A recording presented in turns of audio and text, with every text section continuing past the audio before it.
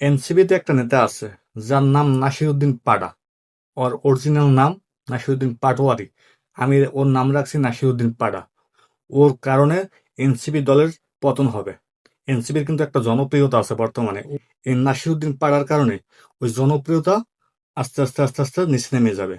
এই নাসিরউদ্দিন পাড়া জিয়াউর রহমানের নিয়ে কথা বলছে, তারেক জিয়া নিয়ে কথা বলছে, সালাউদ্দিন বাইকে নিয়ে কথা বলছে, এখন আবার কথা বলে বাবর বাইকে নিয়ে।